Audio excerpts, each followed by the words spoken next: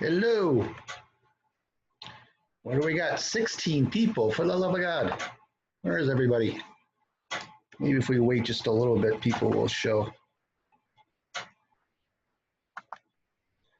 Oh,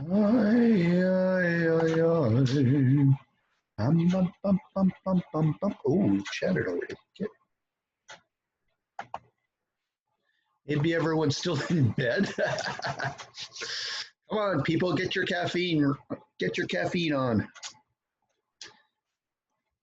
Let me just, while we're waiting a couple minutes, I'm going to post a few things up on my my browser here.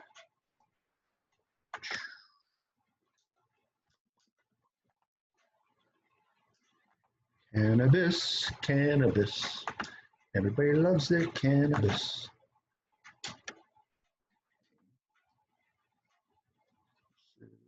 Yep, it's the one.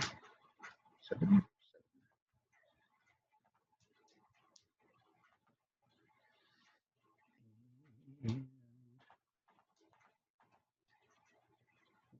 Ooh, this is 8.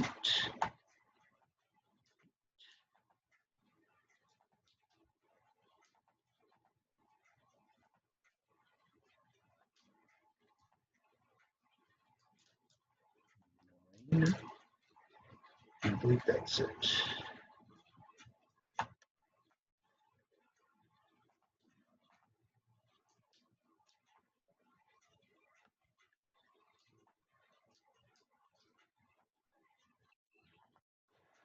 There's someone.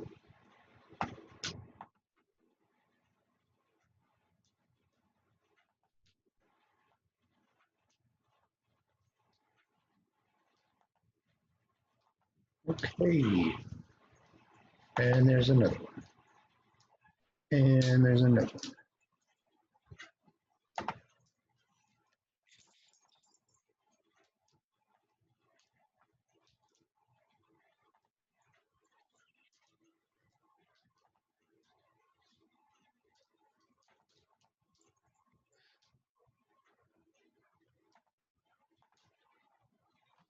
So I almost had to cancel class today.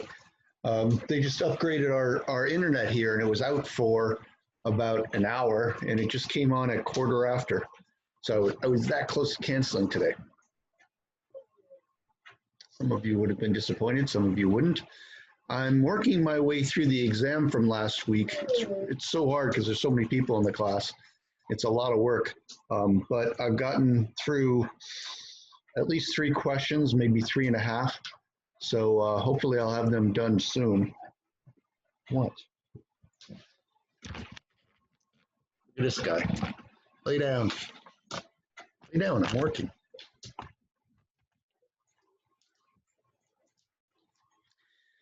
All right, well, if it's only gonna be us, then let's do it, people. Megan Jordan wishes she was in bed. Okay. So when we left our hero on Monday, he was talking about the mechanism of action of endogenous cannabinoids. So I talked about this mechanism here. This is an animation I made of it. It's in the book. If you have the online version of the book. So again, this is like normal transmission over on this side over here. This is glutamate being released, activating glutamate receptors, and that stimulates the postsynaptic cell. So what happens then in some neurons is when they get stimulated by glutamate, that causes these 2 enzymes to break PI down into 2-AG. 2-AG then diffuses across the synapse and activates the CB1 receptor. And then this activates the inhibition of cyclic AMP, and it activates the inhibition of the calcium channels directly through this other G protein. And it also opens potassium channels, which is not in this figure. So all these 3 different mechanisms are going to inhibit the Voltschmann calcium channel, which means you're going to get less glutamate release. So let's go ahead and start this baby and see what happens. Okay, action potential, calcium comes in, glutamate release. Glue, glue, glue. Over here, we're making cyclic AMP, which gets broken down and gets made again. Okay, diisoglycerol, 2-AG. 2-AG diffuses across, activates CB1. This is going to inhibit this. This is going to inhibit this. And now we're releasing less glutamate. So now you ask what happens next. 2-AG gets transported back into the presynaptic membrane and broken down into glycerol. Okay, let me play that again without this annoying person talking while it's happening.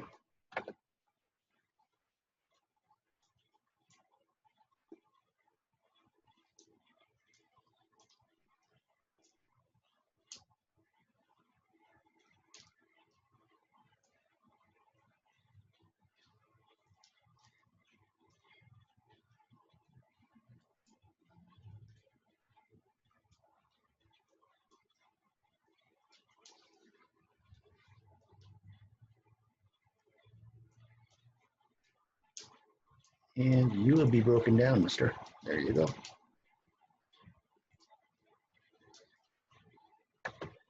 Okay, so that's the mechanism of cannabis action. That's how it actually affects neurons. So, and again, just to reiterate, which means to say again, hang on, I got to bring my notes up so I don't get lost here. Okay, so what's interesting and different about this is, number one, it's coming from the postsynaptic side to the presynaptic side, so that's different. You know, normally our neurotransmitters go in the other direction. And the other thing that's weird about this is how the neurotransmitter is not stored in a vesicle and released like almost all other neurotransmitters. It's made when it's needed and released as needed. So it's very different than other types of neurotransmitters. So, and just again to repeat myself, we've got two different receptors. You've got the CB1 receptor and the CB2 receptor. CB1 responds to THC, which is a drug, and CB2 receptors respond to cannabidiol. Now, cannabidiol is mainly on leukocytes, white blood cells, and it inhibits them. So most people who are taking CBD, that's the effect they're getting. They're inhibiting white blood cells, which is going to inhibit inflammation and decreases pain for that reason. It makes a lot of other things better. The CB2 receptors then are mainly central, and they will be involved in pain relief as well. They're kind of synergistic with opiate receptors. And also they'll be involved in all these other things in the brain that we're going to talk about today. So our endogenous neurotransmitters then are anandamide and 2-AG, 2-arachidonyl glycerol. So that's the main one, 2-AG. Anandamide gets all the press because it was the first one that was found, and it's got this really cool name, anandamide. Ananda means bliss in Sanskrit or something. So that's why it gets all the good press, because it's bliss. Who doesn't like bliss? Okay, and these CB1, CB2 receptors they're always going to be presynaptic. They're going to inhibit neurotransmitter release, and they do that through three different mechanisms: by inhibiting adenyl cyclase, which is going to decrease the amount of phosphorylation of the calcium, the voltage-dependent calcium channel. That inhibits or decreases the amount of calcium coming in, so you get less neurotransmitter release. There's a G protein that directly will block or inhibit the voltage-dependent calcium channel, and it'll also open a potassium channel, which is an IPSP, which is also going to inhibit the voltage-dependent calcium channel. So none of this is going to block the calcium channel. It's all just going to kind of inhibit it, attenuate it, okay, make it less, and then you're going to get less neurotransmitter release because of that. Now, where are these receptors and what do they do? I'm glad you asked. Okay, so CB1 receptors. Let's go to the big board over here. So I'm not going to talk about CB2 receptors at all, because they're not used for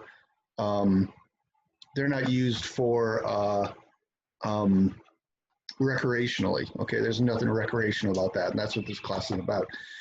So where are these? One of the main things these receptors are going to do is modulate your cognitive networks. So we talked in chapter 6 about default mode versus task positive mode. The CB1 receptor is going to favor task positive mode. So it's going to kind of give you a more relaxed, easy way of thinking instead of being focused. And remember, being focused on a project is very tiring. The brain uses an awful lot of energy, and even more when it's on a task. So this is going to put you more into that relaxed way of thinking. So if you remember from chapter 6, I'm sorry, I'm still not used to this Zoom stuff.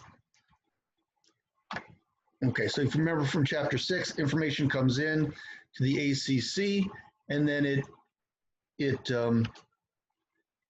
the ACC then decides which way you're going to go, and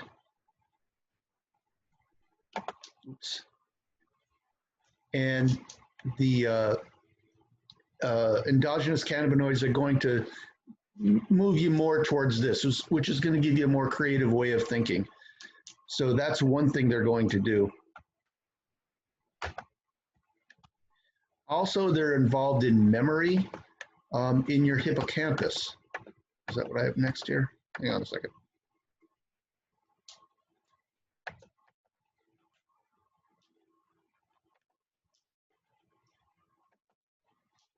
Okay, so here in your hippocampus. So normally your hippocampus, we've talked about before, chapter 4 and in chapter 5, your hippocampus is short-term memory. So you've got 3 memories. You've got working memory, which is your dorsolateral prefrontal cortex, and that's about 7 seconds. So you can hold things in your head at the same time and work with them. And then you've got your hippocampus, which is like the first real storage of memory, and that'll last about a day or two. And then memories from your hippocampus then will get transferred up to your lateral parietal cortex for long-term storage, and that's your memories, right? Those are the things you remember for the rest of your life. And if you remember, what made the difference between things you're going to save and you're going to remember and things that you're not going to remember is salience. And that's why it's all in the limbic system. Limbic system's all about emotions. If something's really emotional, really important, it's going to be marked as important, and then it's going to be transferred up to your parietal cortex so you'll remember it forever. So what happens then to all the memories that you don't have? You know, I always say, you know, what did you have for breakfast on Thursday, October 5th, 2016? Who the hell knows, you know? But the reason for that is at night when you're sleeping, these important memories get transferred up to your parietal cortex, and the unimportant memories then get erased. And cannabinoid receptors are important for that erasure. So during the night, you get release of the 2-AG, and it causes erasure of that hippocampus. Now you wake up in the morning, you got a clean slate, you're ready to learn something new. So that's an important process of these cannabinoid receptors.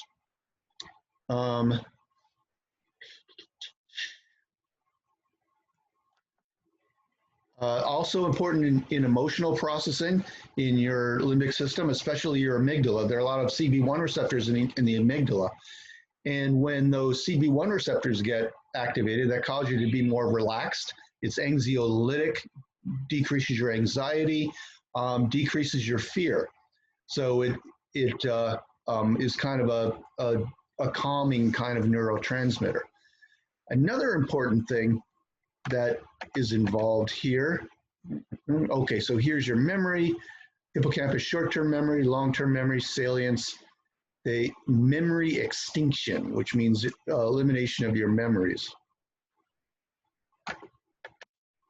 Amygdala, decreasing fear and happiness. In the nucleus accumbens, the CB1 receptors will be involved in increasing euphoria, mostly related to eating. So, after you have a good meal, you feel good. Again, promoting your survival and reproduction, or your survival anyway. So when you have a good meal, you feel happy, and part of that is CB1 receptors. And another important thing is in balance and timing. Let me see if I can pull these videos up.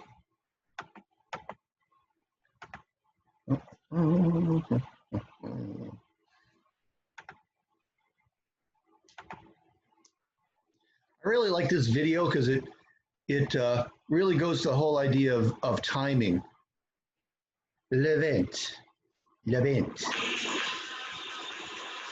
Oops, hang on. I got to share this with you. Okay, so the idea here is look at these two people and how perfectly they time their movements.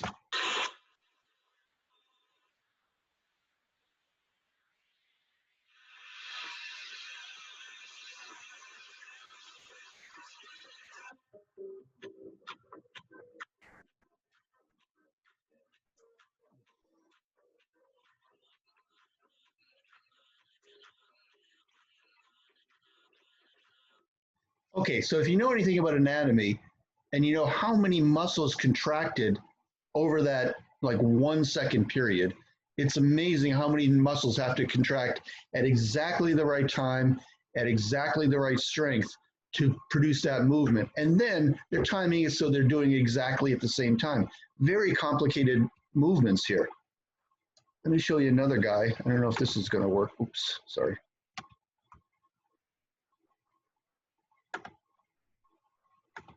This is probably not going to work. I think this link is broken.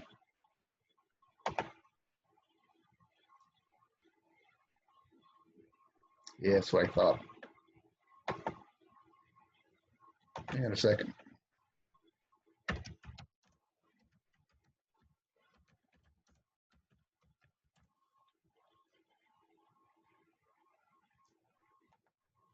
All right, watch this guy. Oops.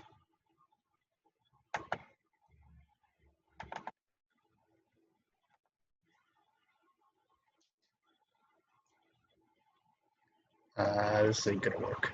Oh, there it is. Okay. Now, I don't know if you've ever heard of this guy called LeBron James. If you've never heard of him, you should look him up because he's good at the basketball. You focus on the rim, you finish, you get that and one. Let's take a look at this power finish by LeBron James in full speed.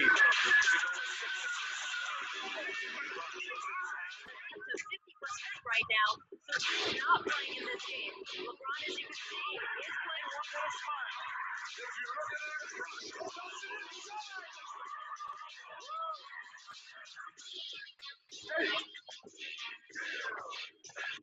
so again, think about like how many things have to go right to make that work. Who's LeBron?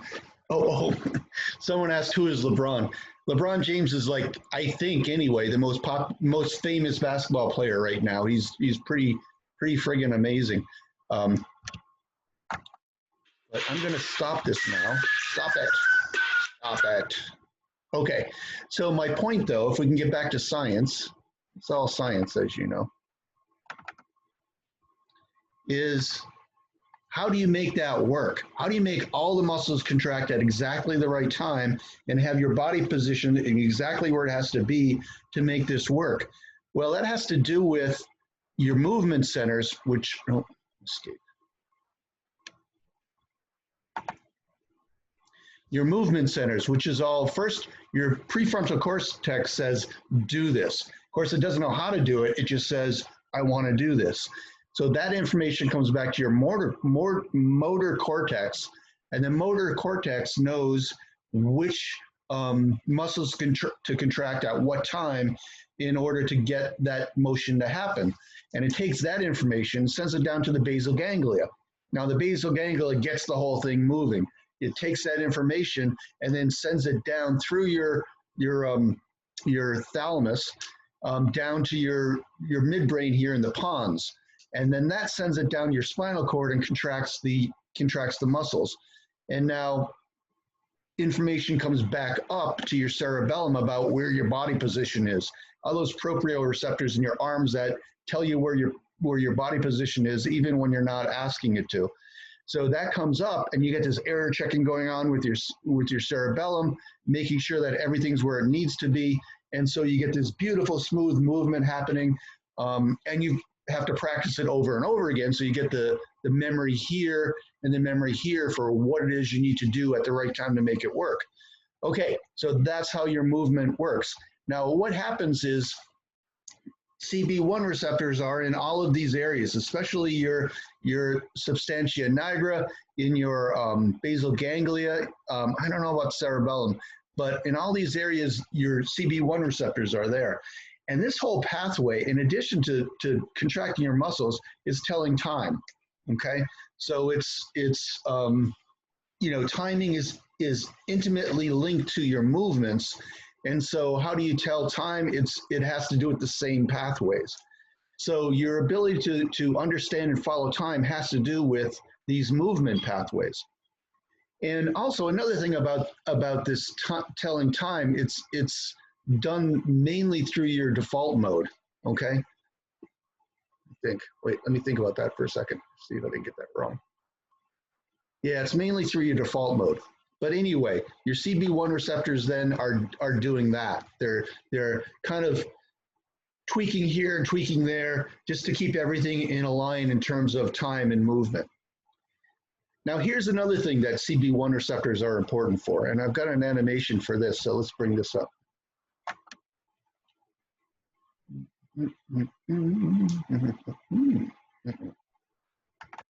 Nope, that's not it, sorry. All my windows. Come on, man. Oh, here it is. Sorry.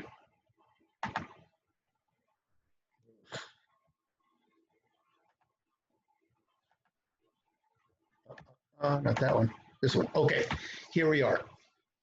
So, how your weight is balanced. Remember I said your hypothalamus controls a lot of set points. Your body temperature, your oxygen, everything is controlled by set points, and your hypothalamus is controlling that. And that has to do with your hunger and stuff is controlled by these set points as well. And we've got a couple different three different hormones that are going to help control your weight and your food intake. One is called leptin. Leptin is released by fat cells when your fat cells get enough fat, they're like, okay, stop already, Tubby. It releases leptin, and that decreases your hunger, so you're not so hungry anymore. It will also be released by your stomach. So when your stomach stretches out, you've eaten a big meal, your stomach stretches out, it releases leptin, that goes to your brain, and it tells you to stop eating. And also, kind of a sideline, I heard this years ago, and it's very true. You should stop eating when you feel you're about 75% hungry, 75% full. Don't wait till you're totally full, because this leptin process is a little bit slow. So you keep eating, and then when you finish eating, oh my God, you're way too full, and now you feel uncomfortable. So if you stop when you're about 75% full and wait, in a few minutes, you're going to be full, and you don't need to eat anymore. So leptin is really important in controlling your hunger. And that's, again, released by your fat cells and your stomach cells, mostly your stomach cells. That's the main place. Ghrelin is the other one. Ghrelin then is released by your stomach when you're hungry. So ghrelin is going to block leptin, and that's going to directly make you hungry. So again, your stomach is empty. It's got nothing in there. It releases ghrelin, and you get hungry and you start eating again. So those are your two main hunger, non-hunger hormones. Ghrelin increases hunger, leptin decreases hunger. Now, another one that comes into play when you're really, really in trouble is orexin. Orexin is released from the hypothalamus when you're in hypoglycemia. So when you get really hypoglycemic, I don't know if any of you have ever been hypoglycemic. When I was younger, I used to get that way every now and then. You feel really anxious and like, oh my God, I have to eat, and you can't even think straight. You're so anxious. And that's orexin.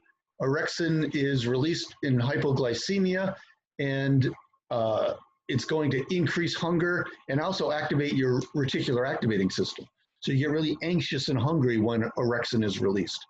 So those are your three hormones. Orexin isn't as common. It's used every day, but not as much as the other two.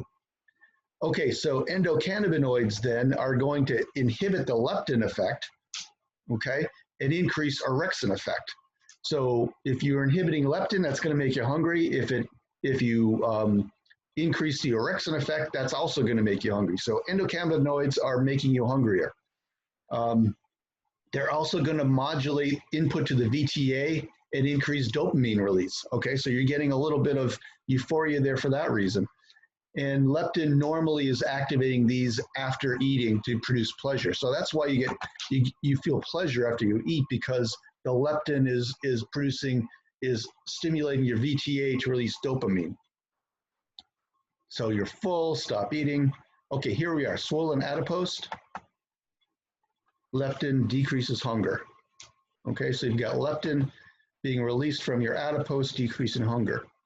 When you're full, leptin comes from both places, decreasing hunger. When you've got an empty stomach, ghrelin comes, and ghrelin's going to block leptin and directly increase hunger in your hypothalamus. Let's do that again. And when you're hypoglycemic, orexin's going to increase hunger and increase wakefulness. Okay, so we've got two hormones that are making you more hungry, one that's making you less, and that's how it happens. Okay, now CB1 receptors, I kind of modulate that a little bit, okay? Again, when you're talking about endogenous effects, we're not like overstimulating anything, we're just kind of balancing things better. So that's the role of the endogenous receptors there. Okay, let's go back to our PowerPoint.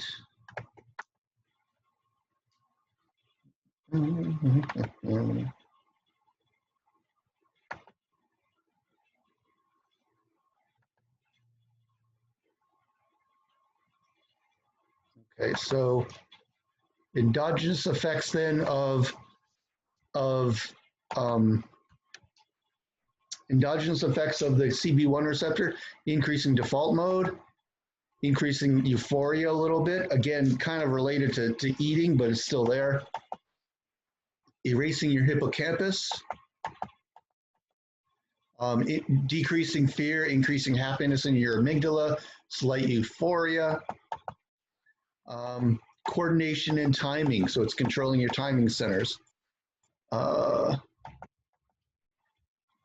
Modulating hunger, and that's kind of the way your CB1 receptors and that 2-AG is working. Remember, your 2-AG is a neurotransmitter that's made on the fly. It's got a half-life of maybe 6 seconds. It doesn't last long, and it's just being used as it's needed. So it's kind of like you're watering your garden, right? You don't want to water the weeds. You don't want to water everything. You just want to water the things that need water. So you go through with your hose, hit a little here, hit a little there. You just make sure the right plants get it. That's what endogenous 2-AG is like. Now when you smoke marijuana or whatever, you get a lot of THC. It's like, well, okay, so here we are, endogenous effects, modulation, increasing positive emotions, decreasing memory and resetting the hippocampus, increasing the smoothness of movements through that movement center, increasing appetite, increasing mind wandering and creativity. So just making things more precise and efficient. Now, THC then is like a downpour, okay? Everything's getting watered, everything's getting maximally activated. So everything happens at once and to the extreme. So that's what THC does. So what's going to happen? I do have an animation for this. Okay, so this is normal cognition.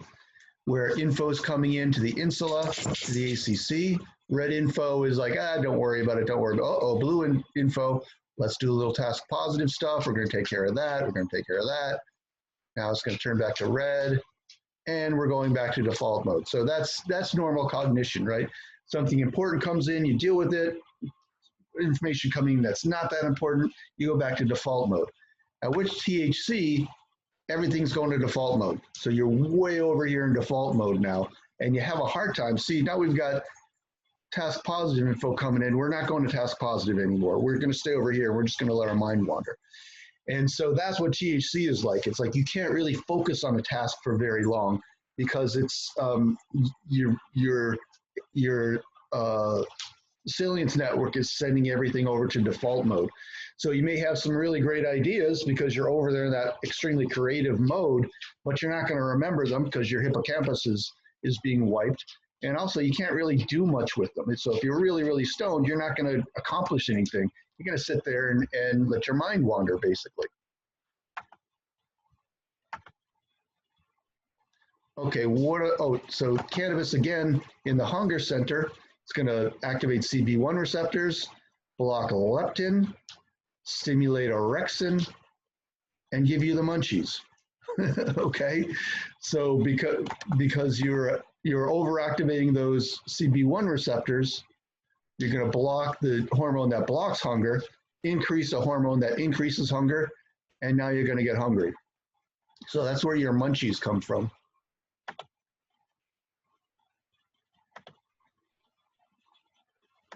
All right, back to the PowerPoint. So again, like everything we talked about with the endogenous is now going to the max with THC. So in terms of cognition, it's going to inhibit switching between the task positive and the default mode. It's going to destabilize that task positive, so it's difficulty staying focused on a task, favors default mode, which is more mind wandering and self-referential thinking, creative thinking, things like that. In your amygdala, it's going to increase positive emotions, decreasing fear and anger. Now, the place where that's not necessarily true, you've heard about paranoia probably.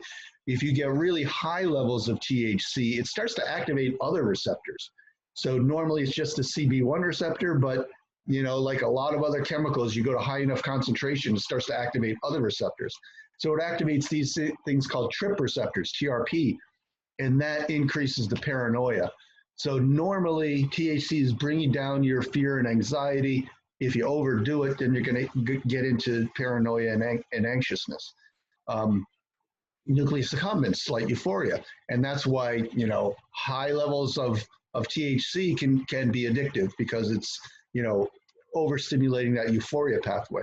But normally, just makes you mellow and happy and relaxed. Decreases short-term memory. That's the classic, right? That's the stoner thing where, you know, you're trying to have a conversation and you can't really keep a conversation going because you keep losing your place, right?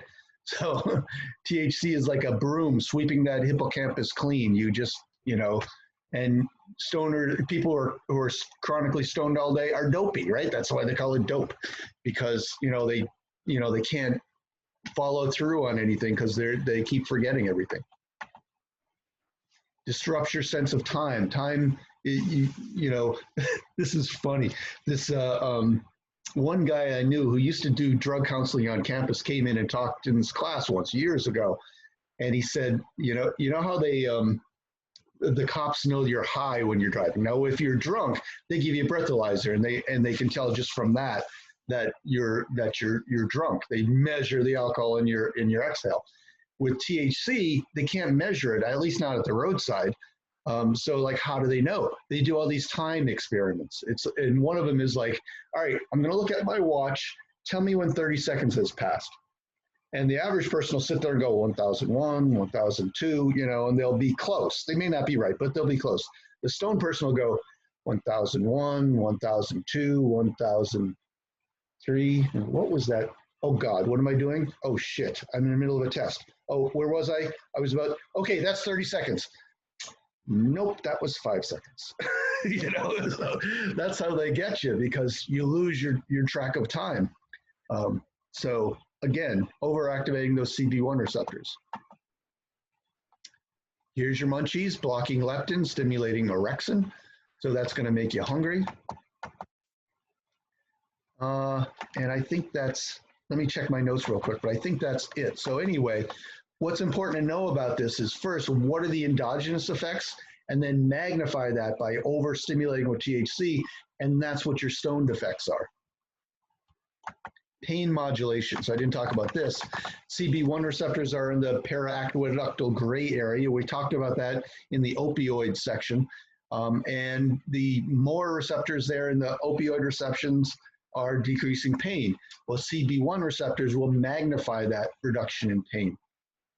And also in the dorsal root ganglia, if you remember that big loop that I drew for the effect of opiates. It's like pain comes in the dorsal root, goes up to the brain, and all these feedback mechanisms come down and release opiates, endogenous opiates, in your dorsal root, decreasing pain perception. CB1 receptors are there as well, and they're magnifying the opiate effect. So CB1 receptors are increasing that effect of the opiates. Okay, so I'm just going to read my notes because I don't know, I can't remember things right now. Endogenous effects are local and brief. Endocannabinoids are released at low levels in specific locations and quickly broken down. Exogenous or recreational doses are maximally stimulating all CB1 receptors in the brain all at once for extended periods. So these subtle effects of the endogenous are now exaggerated. Effects are subjective and highly affected by set and setting. We'll talk about this with psychedelics too. You know, there's a big difference between being home alone and doing a drug like this versus being in a stressful situation and doing it, right? The effect will be very different. All right. I have a hard time bringing up my chat. Megan Jordan, can I see your face real quick? Megan. Oh, she's sleeping. Dr. Salisha, it was just me. I thought it was a funny time to mention forgetting things. Yeah, that was a joke. I was just joking.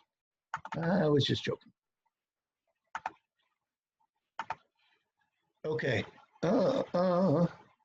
Cognitive disruption. So especially at high levels of THC, and it's going to inhibit your salience processing and increase default mode processing. So it's it's very cognitively disrupting. Decreases your short-term memory, right? You have a hard time keeping things in your mind because it's erasing your hippocampus constantly. It's altering your time perception because that's controlled by that basal ganglia ACC MPC pathway.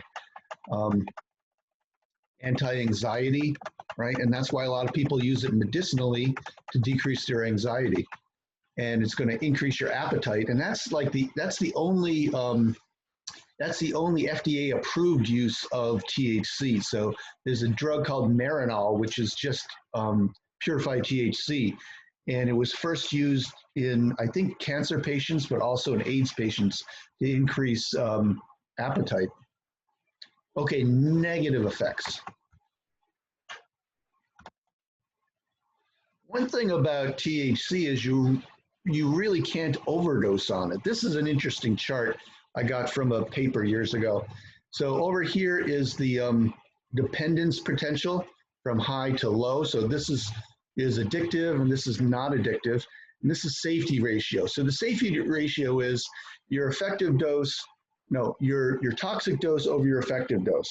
Okay, so if your effective dose of alcohol is 2 drinks and your toxic dose is 20 drinks, that's a 10-fold difference between toxic and effective, okay? So, and here's alcohol, right? I think I hit that one on the nose, 10, right? So that means, 2 drinks, you're feeling pretty good. 20 drinks, you're probably dead. Here's heroin, okay? The difference between effective and overdose is this is a log scale. So that's maybe like double or triple. So that's why people overdose on heroin so much, because just a little more is too much. And here, in terms of addictiveness, heroin, look how addictive heroin is. It's about as addictive as it gets. Morphine, less so. Remember, we talked about the rush, which you get more of with heroin than morphine. So heroin's very addictive, cocaine a little less, and the difference between toxic and effective for cocaine is about 13 times different. So you really have to use a lot to die in cocaine. Here's nicotine, very addictive, okay, but not very dangerous. You would have to smoke, what is this, 30, 40, 50 cigarettes at once to die from nicotine. So it is toxic, but not that toxic, but very addictive. Here's marijuana, okay, way the heck over here, 1,000-fold, and that's just a guess. Nobody knows how much marijuana it would take to kill you, because these receptors are not in places you need to stay alive, okay? They're not in your brainstem. They're not in your periphery for your sympathetic nervous system like cocaine. You know, you could maximally activate all these receptors and it's not going to directly kill you. Now, you may do something stupid and die. That's where you get in trouble with this type of drug, right? You have lost your sense of timing. You shouldn't be driving, okay? Driving, you really have to know timing, right? It's very important to know if it's safe to pull out or if you're going to get hit when you pull out. Timing is very important. So you don't want to do something stupid while you're on this drug, but it's not going to directly kill you. You may feel like you're going to die. You may want to die if you do too much of it, but it's not going to directly kill you. Let's see, I've got a chat. Let's see if I can bring this chat up. Oh, damn it. Damn it to hell. For some reason I can't see the chats when I'm in. Funny time, is LSD safer than marijuana? I think they're about the same, really. As far as, hang on a second. As far as acute toxicity. So this is acute toxicity, which means, you know, taking enough of the drug to die from the drug. They're about the same. You really can't kill yourself with these. Now, where it gets dangerous is kind of the emotional and psychological effects of these drugs. And like I say, you can be very uncomfortable for a very long period of time if you take too much of either of them. LSD is one we'll talk about in the next chapter, where it's best to be done with other people who can take care of you and make sure you're not going to freak out. You know, the classic bad trip in LSD is not a lot of fun. I've never done LSD, but from what I hear, it's not a lot of fun. So which is more safe? In terms of acute toxicity, they're about the same. In terms of, you know, having emotional problems from them, I think marijuana is safer, but, you know, I don't know exactly. Okay, but marijuana is a little bit addictive, not as addictive as alcohol, less addictive than cocaine, morphine, and nicotine, but a little bit addictive, okay? Your psychedelics, psilocybin and mescaline, are not addictive at all, okay? They're definitely not addictive, and we'll talk about that in the next chapter as well. Mescaline's a little more dangerous because it activates your sympathetic nervous system, and you can get a lot of side effects there. Okay, so number one, in terms of negative effects, it is not acutely dangerous. The biggest dangerous is risky behavior, right? When you're stoned, you're doing stupid things because you're cognitively not in charge. You're going to do this and sit and play video games or watch movies, you're going to be okay. I promise you, you'll be okay. And again, higher doses, you get into higher doses, you can start activating other receptors, and then you're going to get anxiety and paranoia. Normally, this should decrease anxiety. That's going to increase your anxiety if you take too much.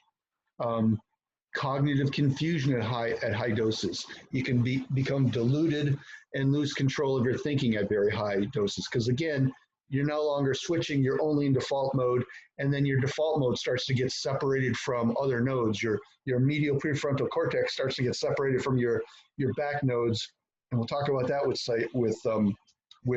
psychedelics as well. and then you're kind of getting into a lot of cognitive confusion.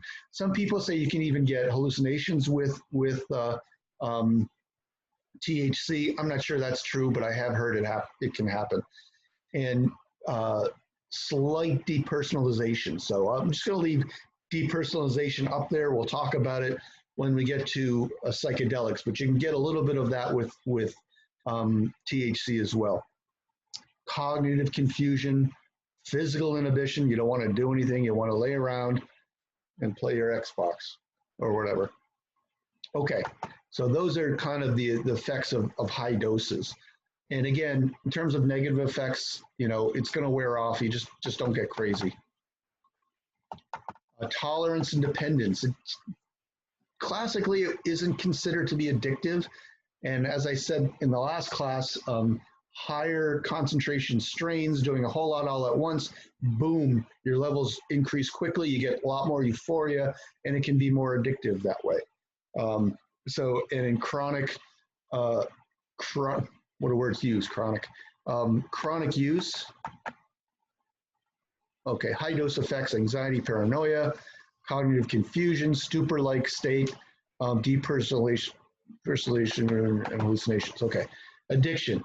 High dose strains, more euphoria, can have more addiction.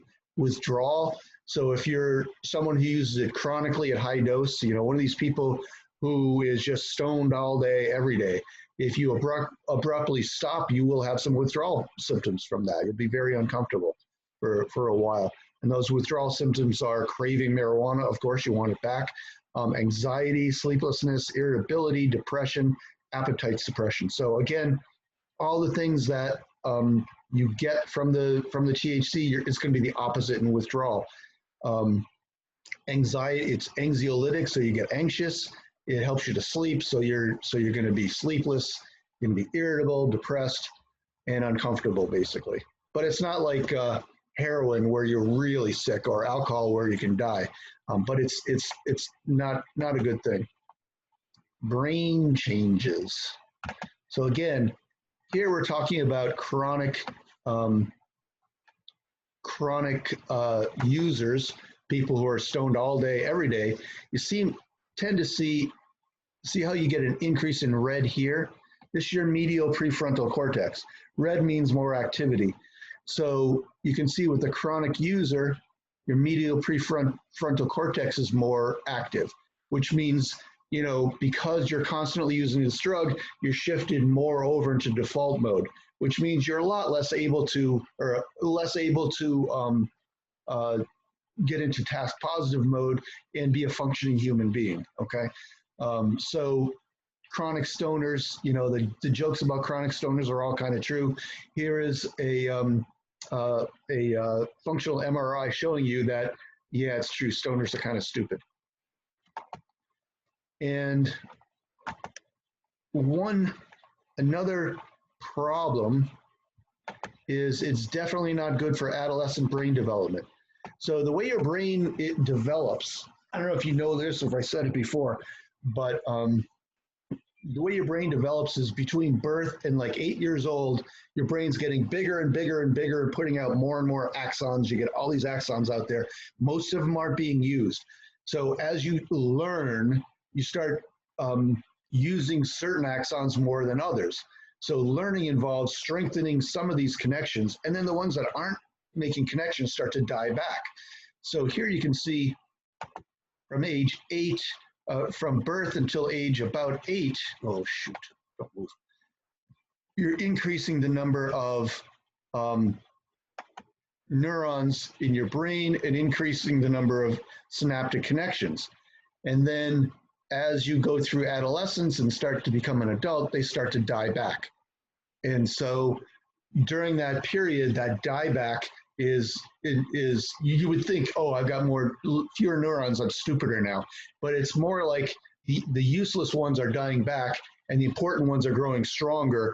And so that's what the increase in intelligence is. And you can see here, you're going to reach maturity at about 27 years, 28 years. Younger for women, older for men. Men are immature, let's face it. So you can reach maturity around here. So in this period, when neurons are dying back, THC can have a bad effect, especially chronic long-term use of THC is going to help kill off a lot more of these neurons. And that's going to be a bad thing during development. So it's bad for adolescent development. And another aspect of that is what the current theory of what psychosis is too many neurons die back. And so these blue paths are two different possible paths to psychosis. One is that you get too much dieback and you fall below a certain threshold. The other is you don't start with enough, and then during normal dieback, you go below a certain threshold. So psychosis tends to come out in your early 20s, usually before 30. So that's when, if you're gonna be psychotic, that's when it presents. Older people don't go crazy. That only happens in the movies.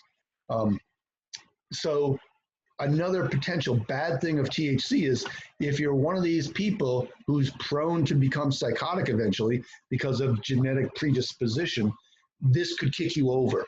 And LSD, same thing, or psychedelic, same thing. If you're already prone to being psychotic, this could kick you over that threshold into becoming psychotic. And they say often you'll have your first psychotic episode while on one of these drugs. And then that just presages you going further and further into psychosis. So psychosis, bad thing. Okay, so that's it for the negative effects. Again, most normal people, most normal adults are not going to have a lot of negative effects unless they take too much or do stupid things on it. Okay, so summary. Let's sum this up. CB1 receptor and location. So this is something that I sum up like this because it's important to me. And if it's important to me, this is where my questions come from on the exam. So make sure you know this part. CB1 receptor and location. Medial prefrontal cortex, right? Default mode. PCC, posterior cingulate cortex, which is again default mode, and precuneus. All this is default mode. So CB1 receptors here are going to favor default mode. Now, if you are using a recreational dose of THC, this is going to give you this dreamlike, mind-wandering state. It's going to increase your mental thought. At high dose, mental confusion. And you also have them in your ACC and insula. So this is your salience network, right? Your decision to go into task positive versus default. Endogenous effect is going to affect default mode. And in your recreational dose, you're going to have a hard time focusing on a task because you're not able to go to task positive. And that working memory, that 10-second working memory, that's task positive network, right? That's your dorsolateral prefrontal cortex. You also have them in your amygdala and your medial prefrontal cortex, and this is involved in emotion processing. And here, endogenously, anxiolytic, decreasing anxiety and fear, calming aggression. High dose, again, still anxiolytic, calming aggression, calming anxiety. At high doses, though, it can cause anxiety and paranoia, again, because it's starting to hit other receptors at those higher doses. Hippocampus, CB1 receptors there are going to erase your memories in your hippocampus, reset it so you can use it again the next day. At high dose is going to decrease your short-term memory, and you're going to lose track of a conversation, forget what your movie's about. It can be a problem. Okay, CB1 receptors are also in your movement center, basal ganglia, cerebellum, medial prefrontal cortex. And this is all involved in your time perception and your motor coordination. And this is in the endogenous is going to help make this better, right? Smooth it out. And in a recreational dose, you're going to lose your time perception and become uncoordinated. And again, this is why, you get hurt, okay? Some people will get stoned and then suddenly they think they can do parkour and they fall off a building. Don't do that, okay? Don't do that. Okay. Hypothalamus and the nucleus accumbens. This is involved in modulating your appetite, and it increases appetite at recreational dose. Nucleus accumbens and BTA, slight euphoria, and here moderate euphoria in recreational dose, and this is where you get your addiction potential from. Okay, effects of cannabis then. And this is a lot of why I started doing this class in the first place, because if you read a book on what does cannabis do, 10 years ago, you'd get a list like this. And it doesn't really mean anything if you don't know how it's doing that. So what's important to me of this chapter is, why is it distorting your sense of reality, producing your pleasant dreamlike state? Well, it just distorts your sense of reality because of the effects on the medial prefrontal cortex, right? This is where you're getting your sense of reality and who you are. Connection between your MPC and your precuneus and your lateral parietal cortex. You start to cut that connection off, and you get this dreamy state. And it can go as far as depersonalization at high doses. Enhances your sensory perception. Again, medial prefrontal cortex is determining the senses are coming in the back of your brain, parietal, occipital, and temporal. But your medial prefrontal cortex is where you actually feel those things. It's being processed back here and sent forward through your thalamus. So in your MPC, that's where you actually perceive it, and that is being enhanced by this. Distorting your time perception, we've talked about again and again. Inhibits concentration, no test positive. Enhances mind wandering. Decreases aggressive behavior because of amygdala effects. Gives you moderate euphoria and an overall sense of well-being. And this is why, in the old days, if you watch, what's the movie? Reefer Madness. It's hard to watch because it's so bad. It's such a bad movie. But it was a movie made in the 60s about to scare people away from using marijuana.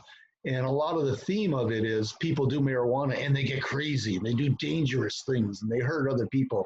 They run people over at the car and they laugh. I killed somebody. No, that's not what it does. It decreases aggressive behavior. Okay, so I believe that's it. Oh, that is it. What time is it? Oh my God, I almost filled the whole class period today. Let's stop this share. And who's got any questions? Any questions about this? Comments? I do have a question. Okay. When the hippocampus is like swept clean, are any of those memories moved to the long-term storage, or are they all just wiped, like gone? Well, under normal circumstances, the important things will be moved to long-term storage. The unimportant things are just gone. They're just gone. They don't exist anymore. With THC, they're just gone. They don't get moved. They just get gone. Okay, thank you. Write them down. Any other questions? Oh, I know Matt Gamellan has a question. Come on, Matt. I'm counting on you. Nothing? Natasha? Yusuf? Tanner? Celine Ramos? Celine, where are your ancestors from? Did you say They're from Puerto Rico. Puerto Rico? Oh, okay. Yeah. Never mind. I was going to ask you if you can get me some coca leaves, but no. Okay. Oh no, it doesn't work like that. It doesn't work like that. Okay. Okay, no questions, no comments, nothing. Tana's got nothing. All right, well, I'm going to let you go then. Want y'all to have a good night. And I will do my damnedest to get your exams graded by tomorrow and get your grades back on that. I'm sorry it's taken so long. It's just this whole COVID working from home stuff is hard sometimes. All right, have a great Thanksgiving, people. I won't see you next week. I'll be sad. Slish, I have a quick question, Okay. but it's for communicating biology. Okay, let me send you a link because I'm going to post this online, and then we can, and then our discussion won't be part of this, okay? Sounds good. All right, later, dudes.